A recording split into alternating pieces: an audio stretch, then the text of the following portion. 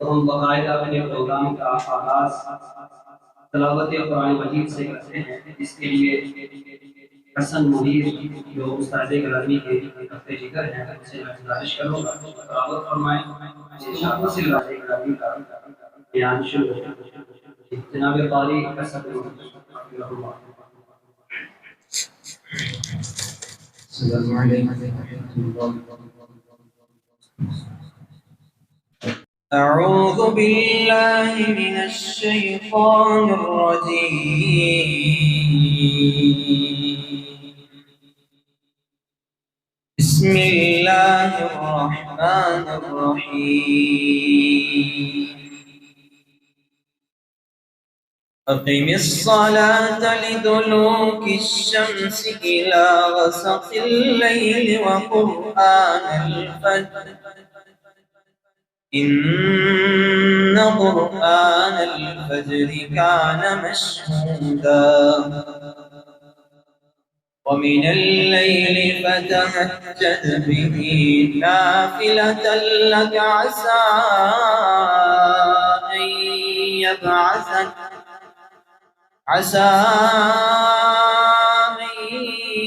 يبعثك ربك مقاما محمودا وقل رب أدخلني مدخل صدق وأخرجني مخرج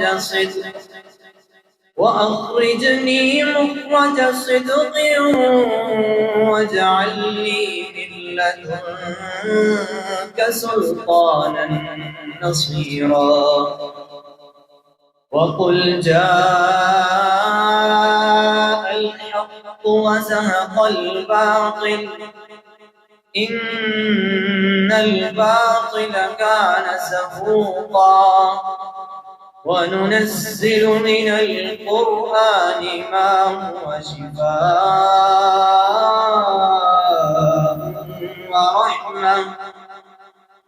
هو شفاء ورحمة للمؤمنين ولا يزيد الظالمين إلا خسارا وإذا أنعمنا على الإنسان أعرض ونأى بجانبه وإذا مسه الشر كان يئوسا قل كل يعمل على شاكلته فربكم أعلم بمن هو أهدى سبيلا صدق الله العظيم جزاكم الله خيرا۔ بلا تاخیر میں ملتمس ہوں استاذ گرامی فضیلت الاستاذ پروفیسر ڈاکٹر منیر اظہر حفظہ اللہ ورعاہ کہ وہ ہمیں خوبصورت نصیحت فرمائیں۔ بارک اللہ فیکم، سلمکم اللہ۔ السلام علیکم ورحمۃ اللہ وبرکاتہ۔ ان الحمد للہ نحمده ونستعینه ونستغفره ونعوذ باللہ من شرور انفسنا ومن سیئات اعمالنا، من يهده الله فلا مضل له ومن يضلل فلا هادي له،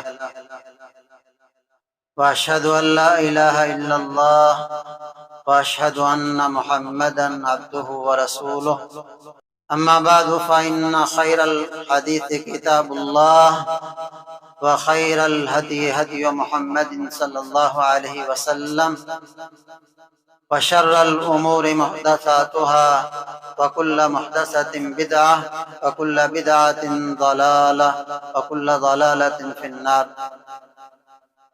أعوذ بالله السميع العليم من الشيطان الرجيم، لقد جاءكم رسول من أنفسكم عزيز عليه ما عنتم حريص عليكم بالمؤمنين رؤوف رحيم۔ قابل احترام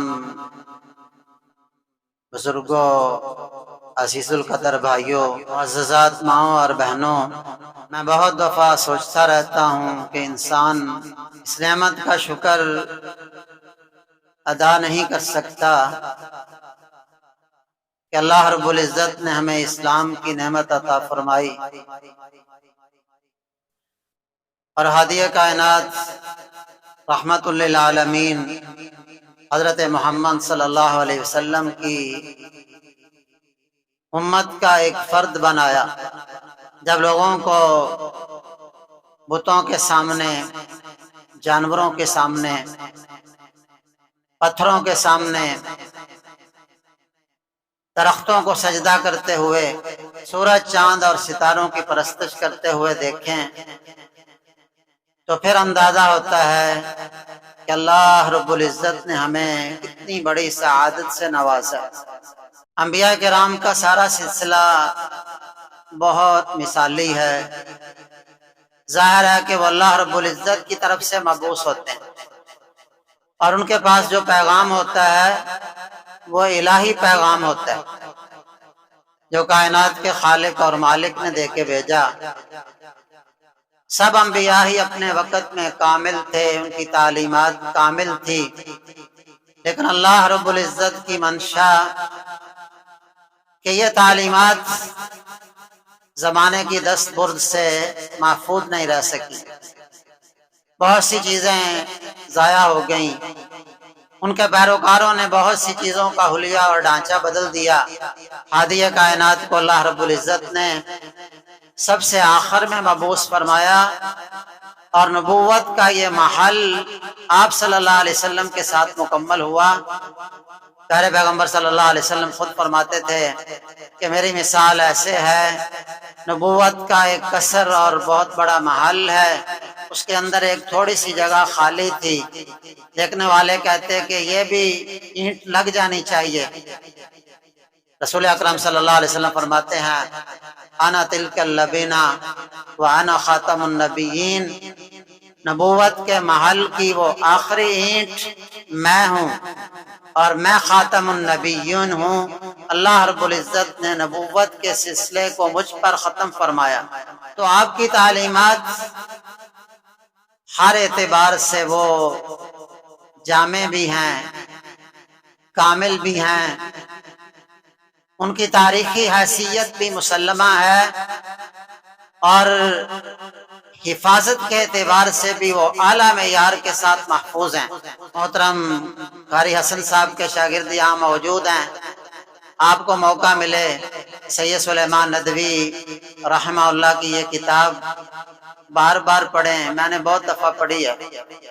خطبات مدراس، جو مدراس میں انہوں نے خطبات دیے تھے، اس میں انہوں نے یہی بتانے کی کوشش کی ہے کہ کیا وجہ ہے کہ پوری کائنات کے اندر اور پوری انسانیت کے لیے اگر کوئی ایسا رہنما ہو سکتا ہے جو ہر معیار پر پورا اترتا ہے، جس کی زندگی کے تمام گوشے لوگوں کے سامنے ہیں، جس کی نجی زندگی، گھریلو زندگی، عائلی زندگی وہ بھی لوگوں کے ساتھ بالکل عیاں ہے، لوگ اس کو بھی نمونہ بنا سکتے ہیں اور باہر کی زندگی بھی اس کی بہت مثالی ہے۔ وہ ایسی تعلیمات لے کر آئے جس نے پوری کائنات کے لیے ہدایت اور انسانیت ظلم میں سستی ہوئی انسانیت کو جس نے سکون اور آرام فراہم کیا، اور ایسا اخلاق لے کر آئے کہ جن کا اخلاق یہ گواہی دیتا تھا کہ آپ صلی اللہ علیہ وسلم لازمی طور پر کامیاب ہوں گے۔ آپ نے سیرت کے اندر ہرقل شاہ روم کی وہ حدیث ضرور پڑھی ہوگی، سنی ہوگی۔ اس نے ابو سفیان رضی اللہ تعالیٰ عنہ جو بعد میں مسلمان ہوئے، ان سے بہت سے سوالات کیے تھے۔ حدیث بہت لمبی ہے، میں صرف آخری بات نقل کر رہا ہوں۔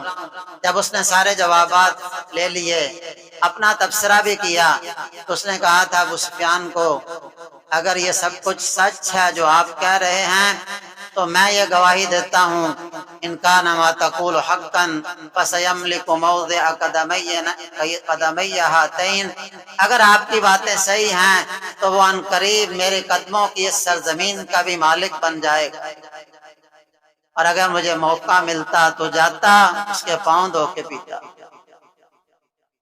رسول اکرم صلی اللہ علیہ وسلم پر پہلی وحی آتی ہے، آپ غار حرا میں ہیں، تنہائی آپ کو محبوب ہے، فرشتہ وحی لے کے آتا ہے، آپ کو دباتا ہے کہ آپ پڑھیے اقرا، آپ کہتے ہیں میں تو پڑھنا نہیں جانتا، ایک بار، دوسری بار، تیسری بار آپ پڑھنے لگتے ہیں اقرا بسم ربک الذی خلق خلق الانسان من علق۔ یہ 5 آیات نازل ہوتی ہیں، اس کا پہلا پیغام ہی اقرا ہے۔ رسول اکرم صلی اللہ علیہ وسلم ڈرے ہوئے گھر واپس آتے ہیں، کب کبھی طاری ہے۔ اما خدیجہ رضی اللہ تعالیٰ عنہ سے کہتے ہیں کہ مجھے کمبل اڑا دیں، مجھے اپنی جان پر خطرہ ہے، ڈر لگ رہا ہے۔ خدیجہ رضی اللہ تعالیٰ عنہ ابھی ایمان نہیں لائی، اسلام اور نبوت کا باقاعدہ آغاز ابھی نہیں ہوا، پہلی وحی آئی ہے۔ وہ بھی بہت زیرک اور سمجھدار خاتون تھیں، آپ کی پریشانی کو دیکھ کے کہتی ہیں آپ لیٹ جائیں، پریشان نہ ہوں، آپ ڈر رہے ہیں کہ مجھے میری جان کا خطرہ ہے، کلا واللہ لا یخزیک اللہ ابدا، میں یہ گواہی دیتی ہوں اور اللہ کی قسم اٹھاتی ہوں کبھی اللہ رب العزت آپ کو بے یار و مددگار نہیں چھوڑے گا، آپ کو کبھی رسوا نہیں کرے گا۔ وجہ کیا ہے؟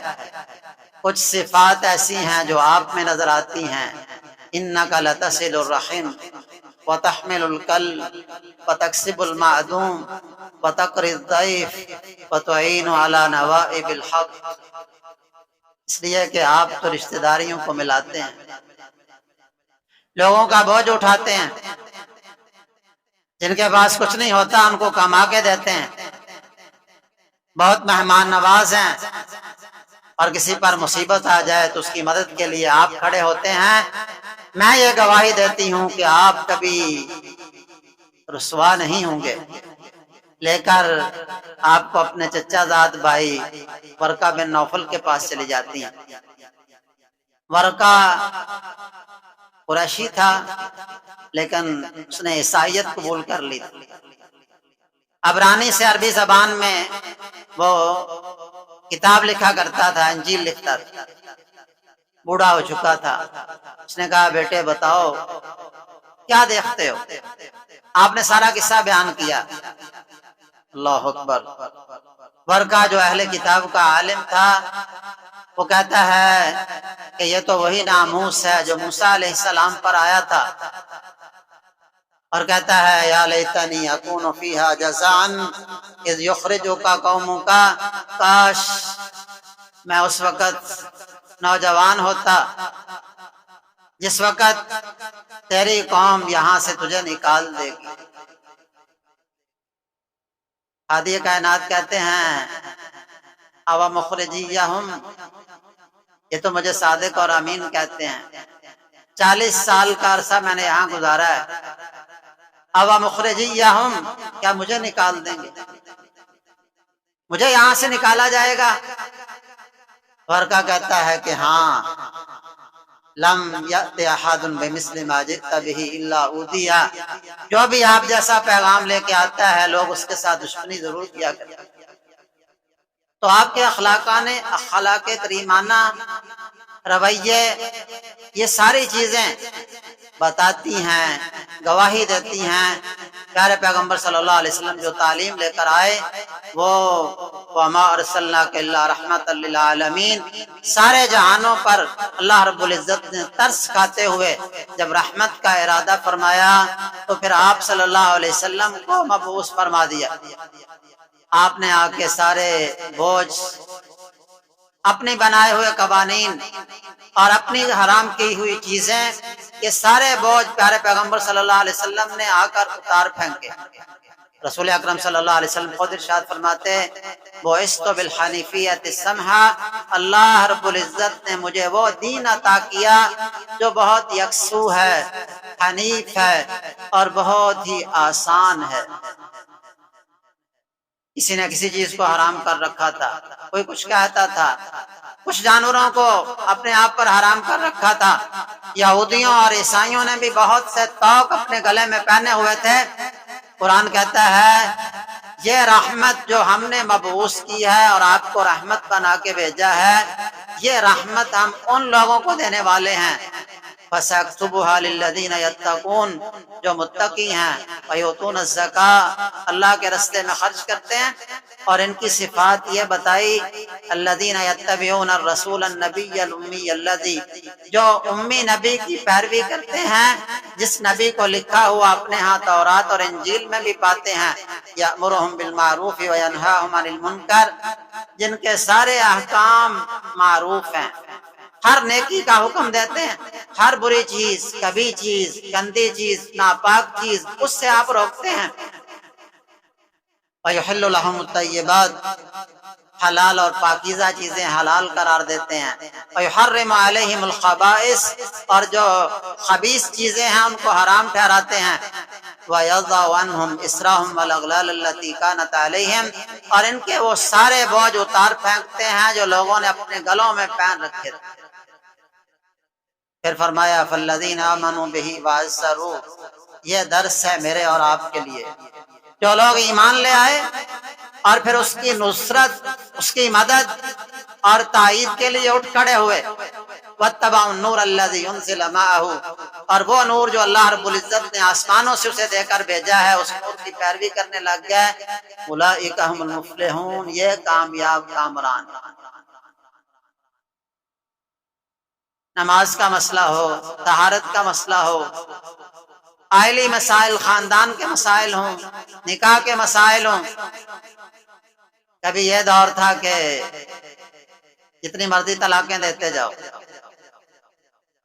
اور جتنی مرضی شادیاں کرتے جاؤ، اور لوگ بدکاری کے لیے بھی جاتے ہیں، عورتیں اپنے آپ کو پیش کرتی ہیں اور بدکاری کا ارتکاب۔ اسلام نے آ کے سب کچھ کو درست کر دیا اور اللہ رب العزت کے احکام کے مطابق اس کو کر دیا۔ رسول اکرم صلی اللہ علیہ وسلم کے پاس ایک آدمی نے کہا کہ بیٹی ہے، خامند فوت ہو گیا، سرما لگا لیں، آپ نے منع کیا۔ پھر آپ نے پوچھا کہ آپ نے منع کیا؟ پھر آپ نے کہا کہ دیکھو اب تو اللہ رب العزت نے خامند کے فوت ہونے کے بعد 4 ماہ 10 دن سوگ کا حکم دیا ہے، کبھی تمہاری حالت یہ تھی کہ سال بھر الگ کٹیا میں بند کر دیتے تھے، اس کے ساتھ رہتا نہیں تھا، کھاتا پیتا نہیں تھا، اللہ رب العزت کا یہ احسان مانو۔ ایک مشرک مذاق اڑاتے ہوئے کہنے لگا حضرت سلمان فارسی رضی اللہ تعالیٰ عنہ کہ تمہارے نبی وہ تو تمہیں ہر چیز سکھا رہے ہیں، حتیٰ کہ بول و براز کے طریقے بھی وہ سکھاتے ہیں۔ نوجوان ساتھیوں، ہم بھی کئی دفعہ کہتے ہیں کہ نہیں، دفاعی لائن پہ آ جاتے ہیں۔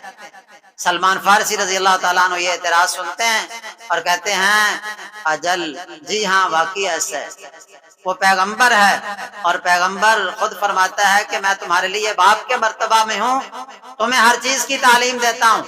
سلمان فارسی کہتے ہیں ہاں واقعی آپ نے ہمیں ہر چیز کی تعلیم دی ہے، نہانا ان نستقبل القبلۃ بغائط وبول، آپ نے ہمیں منع کیا ہے کہ بول و براز کے وقت قبلہ رخ ہو کر نہ بیٹھیں، ہڈی اور گوبر کے ساتھ استنجا نہ کریں، اور 3 ڈیلوں سے کم سے استنجا نہ کریں۔ اس پر فخر کا اظہار کرتے ہیں۔ عبادت، خاندانی مسائل، معاملات، کاروبار اور تجارت، ہر چیز میں آپ صلی اللہ علیہ وسلم کی تعلیمات مثالی۔ سیاست، ریاست کی تشکیل، کبھی اتنا بڑا رہنما کائنات نے نہیں دیکھا کہ 10 سال کے اندر ایسی مملکت وجود میں آ جائے اور وہ پھر اپنے اثرات چھوڑے اور دنیا کے اندر لاکھوں مربع میل علاقہ فتح کر لے، اور ریاست بھی ایسی ہو کہ آج تک اس کی مثالیں دی جاتی ہیں۔ رسول اکرم صلی اللہ علیہ وسلم مدینہ تشریف لاتے ہیں، آتے ہی آپ صلی اللہ علیہ وسلم مشرکوں کے ساتھ بھی معاہدے کر لیتے ہیں۔ ایسے حکیم بادشاہ یہودیوں کے ساتھ بھی معاہدے ہو جاتے ہیں۔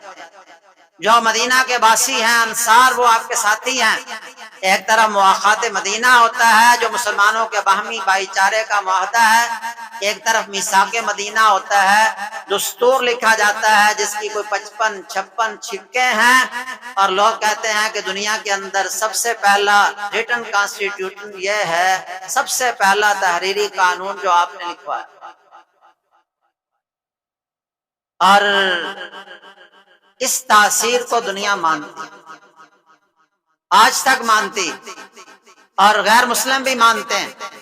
جادو وہ جو سر چڑھ کے بولے، دی 100 کا مصنف مچل ہارٹ، جب اس نے 100 ایسی شخصیات کو جمع کیا جنہوں نے دنیا پر اپنے سب سے زیادہ اثرات چھوڑے، تو سب سے پہلے اس نے باوجود غیر مسلم ہونے کے محمد صلی اللہ علیہ وسلم کا نام رکھا، اور وجہ بھی بتائی کہ دین کے اعتبار سے دیکھیں یا دنیا کے اعتبار سے دیکھیں، سب سے کم وقت کے اندر سب سے زیادہ اثرات آپ نے چھوڑے ہیں، اور سب سے زیادہ کامیابی آپ نے سمیٹی۔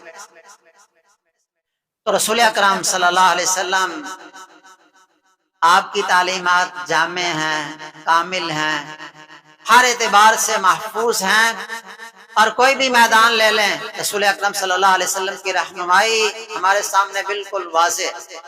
آج بھی ہم یہاں بیٹھے ہوئے اگر چاہیں کہ ابھی ہم نے نماز پڑھی ہے، نماز کا کیا طریقہ ہے، تو ہمارے پاس ایسے طلبہ موجود ہیں جو آپ کو سند پڑھ کے بتا سکتے ہیں، سارے واسطے پڑھ کے سنا سکتے ہیں کہ رسول اکرم صلی اللہ علیہ وسلم تک یہ سارے لوگ 22، 23، 24 واسطوں سے بیان کر رہے ہیں کہ پیارے پیغمبر صلی اللہ علیہ وسلم کی نماز یہ تھی، جبکہ دوسروں کے پاس ہے ہی کیا، کیسی حفاظت۔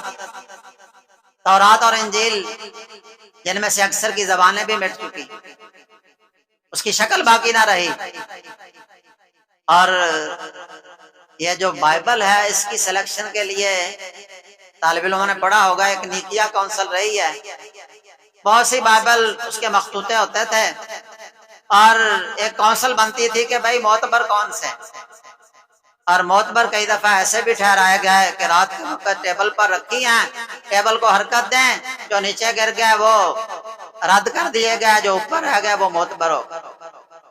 اس لیے علامہ مصطفیٰ سبائی نے مستشرقین کو مخاطب کر کے، اورینٹلسٹ جو اسلام پر تحقیق کرتے ہیں اور بلا مبالغہ ہمارے سارے نوجوانوں سے دین اسلام کو زیادہ جانتے ہیں اور اس کے اندر کیڑے بھی نکالتے ہیں، علامہ مصطفیٰ سبائی مصر کے ایک بہت بڑے عالم تھے، انہوں نے کہا کہ ٹھیک ہے تم نے اسلام پر یہ ساری مشق کر لی، اور 300 سال سے زیادہ لگے، 300 سال سے زیادہ، صلیبی جنگوں کے بعد سارا عیسائیت نے یہ کیا ہے،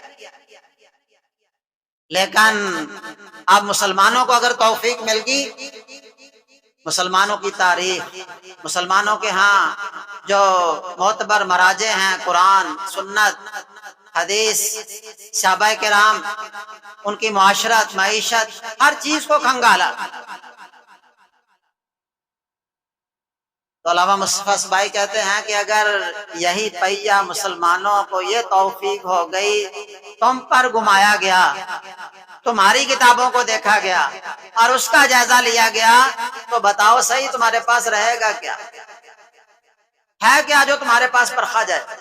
یہاں پر تو ہر چیز کو بیان کرنے کے لیے ایک راوی ہے، ایک سند ہے، ہر چیز کی ایک گارنٹی ہے، اور ہر راوی کے حالات جمع ہیں، لیکن تمہارے پاس ہے ہی کیا جس کا جب جائزہ لیا جائے گا تو تمہارے پاس کیا بچے گا۔ اور انشاءاللہ اب وقت آنے والا ہے کہ مسلمان یہ بتائیں گے کہ تمہارے پاس یہ ایسی کتابیں موجود ہیں جس میں سب نے یہ ثابت کیا ہے کہ تورات، انجیل، اس میں کس قدر تحریف موجود ہے۔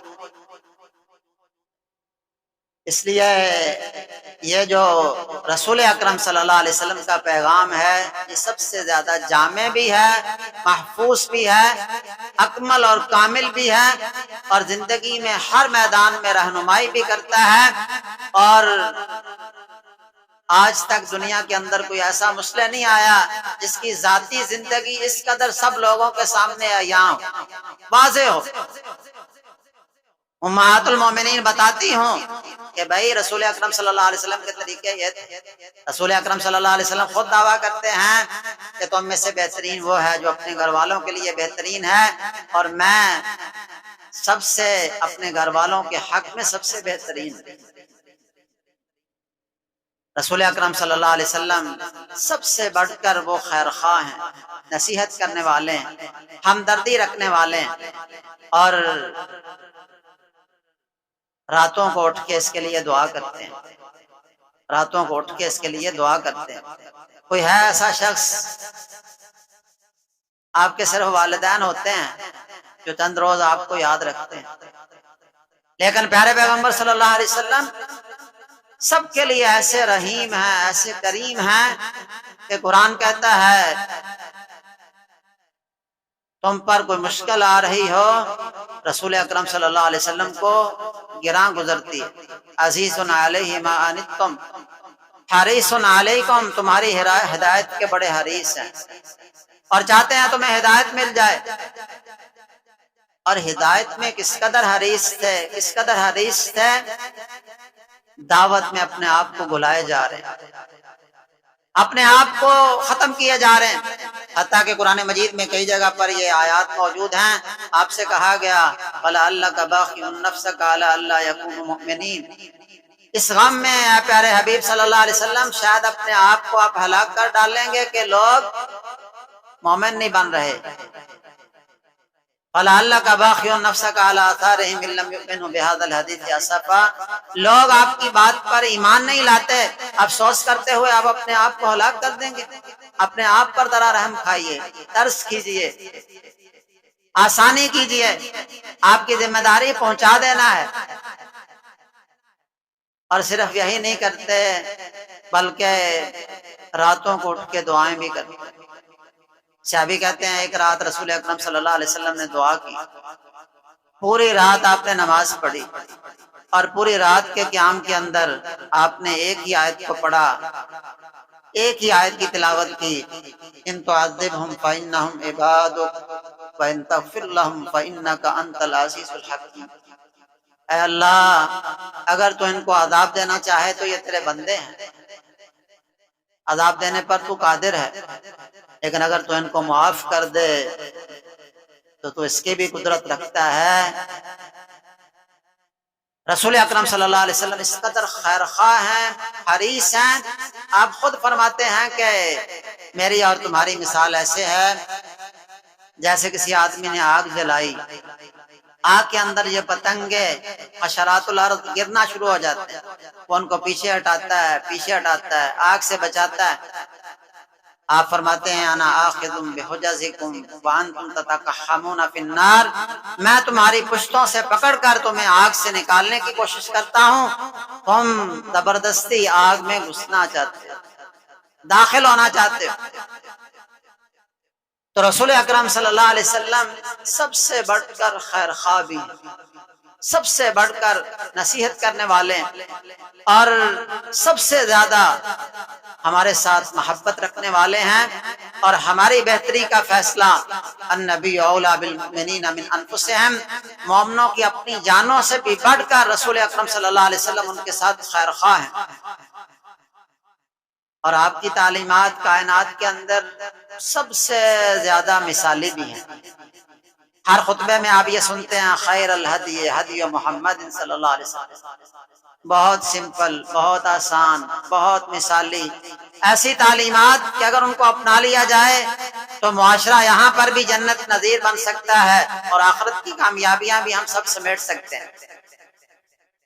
تو رسول اکرم صلی اللہ علیہ وسلم کی ذات گرامی، آپ کے ساتھ ہماری محبت، وابستگی، وہ صرف ایک جذبہ ہی نہیں ہے، وہ ہمارا ایمان ہے۔ اور اس کے بغیر ایمان ہوتا نہیں ہے، ایمان مکمل نہیں ہوتا ہے۔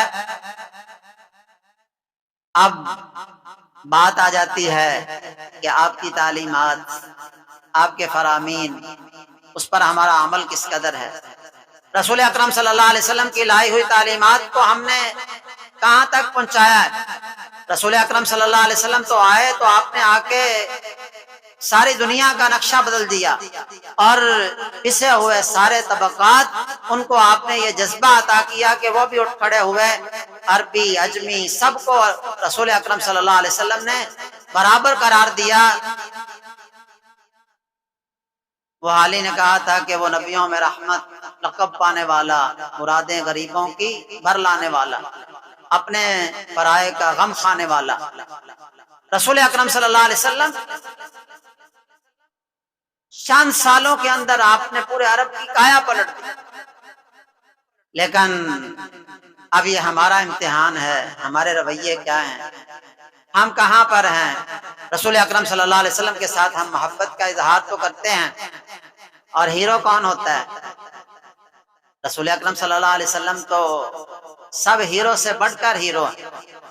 ہیرو وہ ہوتا ہے جس کو آپ پہچانتے ہیں، جانتے ہیں، جس کی تعلیمات کو اپنے لیے مشعل راہ سمجھتے ہیں، اور اس کے لیے کٹ مرنا، اپنا سب کچھ قربان کرنا، ہر چیز کو اس کے لیے تج دینا آپ سعادت سمجھتے ہیں۔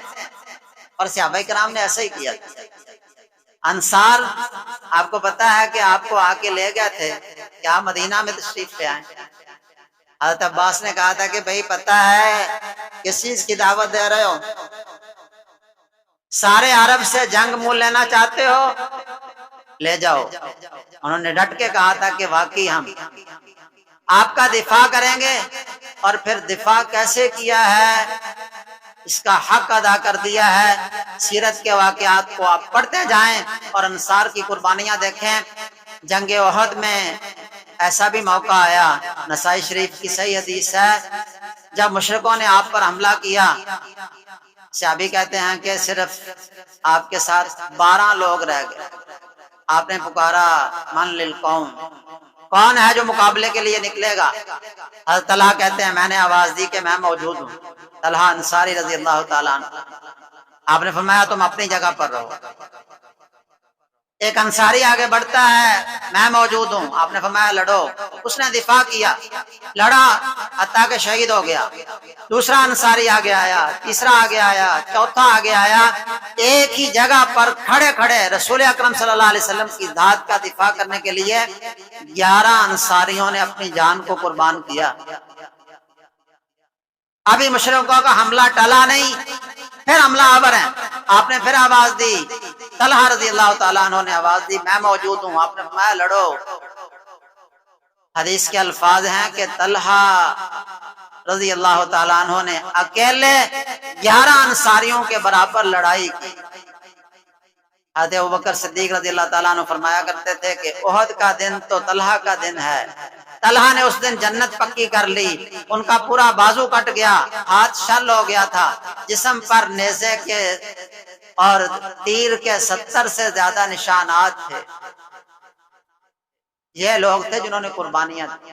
سعد بن ربیع ایک انصاری صحابی تھے، رسول اکرم صلی اللہ علیہ وسلم کے ساتھ لڑتے ہوئے احد کے میدان میں جب آپ نے کہا کہ بھئی دیکھو لوگوں کو تلاش کرو، زید بن ثابت کہتے ہیں مجھے بھیجا کہ سعد بن ربیع اگر مل جائیں، رسول اکرم صلی اللہ علیہ وسلم نے فرمایا کہ میرا ان کو سلام کہنا۔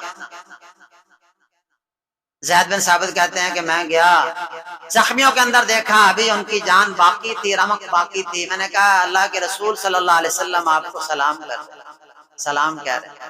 انہوں نے وعلیکم السلام کہا اور کہنے لگے کہ جاؤ اللہ کے رسول کو میرا سلام پہنچا دینا، اور جا کے میری قوم انصار کو یہ پیغام دے دینا کہ فلا عذر لکم ان تخلص الى رسول اللہ صلی اللہ علیہ وسلم وفیکم شفر یطرف۔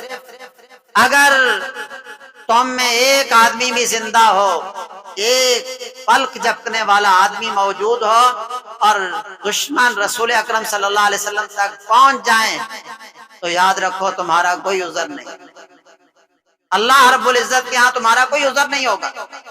رسول اکرم صلی اللہ علیہ وسلم کے لیے دفاع کے لیے ایسی قربانیاں، صحابہ کرام نے یہ مثالیں پیش کی۔ تو رسول اکرم صلی اللہ علیہ وسلم ساری کائنات میں بڑھ کر وہ ہمارے لیے خیر خواہ بھی ہیں، غم گسار بھی ہیں۔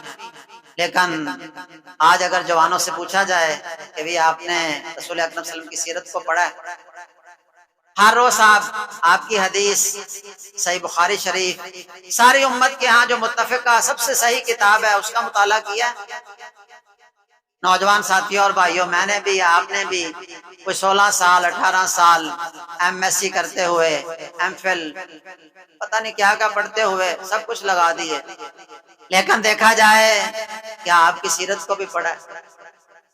آپ صلی اللہ علیہ وسلم کی تعلیمات کا ہمیں علم ہے، ہمارے گھروں کے اندر وہ تعلیمات نظر آتی ہیں، اور رسول اکرم صلی اللہ علیہ وسلم کے جو اخلاق کریمانہ ہیں وہ ہم اپنے سامنے پاتے ہیں، یا ہمارا معاشرہ ہم کہتے ہیں کہ جی خود ہی ہم تبصرہ کر رہے ہیں کہ جی یہ انسانوں کا معاشرہ نہیں ہے، فلاں معاشرہ اچھا ہے، فلاں معاشرہ اچھا ہے۔ افسوس ہے ایسا معاشرہ جس کا ہادی پیغمبر رہنما اخلاق کے سب سے اعلیٰ معیار پر ہو تو دل میں جگہ دیں، دل میں ان کو بٹھائیں، ان کی تعلیمات کو جاننے کی کوشش کریں، اور ایسا نہ ہو کہ ہم نے آپ کو بلا دیا ہو اور آپ کی تعلیمات کو پس پشت ڈال دیا ہو۔ وہ ایک شاعر نے کہا کہ تیرے حسن خلق کی ایک رمق میری زندگی میں نہ مل سکی، تیرے حسن خلق کی ایک رمق میری زندگی میں نہ مل سکی، میں اسی پر خوش ہوں کہ شہر کے در و بام کو تو سجا دیا۔ شاید جھنڈیاں لگا لینا بہت آسان ہے، سال بھر دن میں 5 مرتبہ رسول اکرم صلی اللہ علیہ وسلم کی سنت کے مطابق نماز کے لیے آنا، اپنے گھر میں میری مائیں اور بہنیں وہ سیرت اپنائے ہوئے ہوں جو امہات المومنین کی سیرت ہے، جو سیدہ فاطمہ الزہرا کی سیرت ہے، یہ کچھ مشکل تو ہے لیکن اصل محبت اسے ہی کہتے ہیں۔ اصل محبت یہ ہے، محبت کا معیار یہ ہے۔ میں اپنے لیے آپ سب بھائیوں کے لیے دعا گو ہوں کہ یہ بہت خوبصورت سلسلہ جو آپ کی مسجد میں ماشاءاللہ کئی سالوں سے چل رہا ہے، اللہ رب العزت اس کو دوام بخشنے کی توفیق عطا فرمائے۔ آپ کے گھر کے اندر سیرت کی چھوٹی لائبریری ہو، باپ اپنے اولاد کے ساتھ بیٹھ کے سیرت کے یہ واقعات پڑھے، تذکرہ ہو رسول اکرم صلی اللہ علیہ وسلم کا، رسول اکرم صلی اللہ علیہ وسلم کی حدیث کو پڑھا جائے۔ ٹھیک ہے آپ دنیاوی تعلیم ضرور حاصل کریں، بہت آگے بڑھیں، لیکن اگر آپ کا بیٹا دنیاوی تعلیم کو حاصل کر لیتا ہے، دین کا علم اس کے پاس نہیں ہے، اسے یہ پتہ نہیں ہے کہ نماز کیا ہے، روزہ کیا ہے، میں نے اپنے والدین کے لیے دعا کیسے ماننی ہے، رسول اکرم صلی اللہ علیہ وسلم جو ہمارے سب سے بڑے خیرخواہ ہیں، آپ کا حق کیا ہے، تو پھر معذرت کے ساتھ ہم جاہل ہی ہوتے ہیں، چاہے جتنی مرضی ڈگریاں سمیٹے ہوئے۔ اس لیے سیرت کا پیغام یہ ہے کہ ہم سیرت کا مطالعہ کریں، اس کو جاننے کی کوشش کریں، رسول اکرم صلی اللہ علیہ وسلم کی سیرت کو پڑھیں، آپ کی حدیث کا مطالعہ کریں، اور پھر اپنی زندگیوں کے اندر اس کو اتارنے کی کوشش کریں، اپنے لیے، اپنے بچوں کے لیے رول ماڈل۔ اپنے بچوں کے اگر ہم دیکھیں کہ کسی نے بال کیسے کٹوائے، کسی نے بال کیسے بنائے، کوئی کس طرح کا لباس پسند کر رہا ہے، کوئی کس طرح کا لباس پسند کر رہا ہے، آپ دیکھیں گے سالون پر آپ جب حمام پر جاتے ہیں تو وہاں پر کچھ تصویریں بھی لگی ہوتی ہیں۔ کبھی آپ نے دیکھا کہ رسول اکرم صلی اللہ علیہ وسلم کا نمونہ کیا ہے، آپ کا چہرہ مہرہ کیا، اور آپ سب سے بڑھ کر خوبصورت بھی تھے، وہ چہرہ، وہ حلیہ، وہ لباس اگر مجھے اور میرے بیٹوں کو پسند نہیں آ سکا تو محبت کا یہ دعویٰ پیچھے رہ جاتا ہے۔ کاروبار ہے، معیشت ہے، وہاں پر ہماری اپنی مرضی ہے۔ سچ جس کی ترغیب آپ نے ساری زندگی دی، ساری زندگی دی، وہ ہماری زندگیوں میں نظر نہیں آتا، اور ہمارے مارکیٹ والے کہتے ہیں کہ مولانا آپ کی باتیں ٹھیک ہیں لیکن یہاں پر جھوٹ کے بغیر کام نہیں چلتا۔ مسلمانوں کا معاشرہ، مسلمانوں کی مارکیٹ سارے مسلمان، پھر دھوکہ، فراڈ، اور بڑی مچھلیاں ساری چھوٹی مچھلیوں کو ہضم کیے جا رہی، اور سٹاک کرنے والے ماشاءاللہ گندم باہر سے آتی ہے تو 200-300 روپیہ سستی ہو جاتی ہے۔ یہ ہماری حالت ہے۔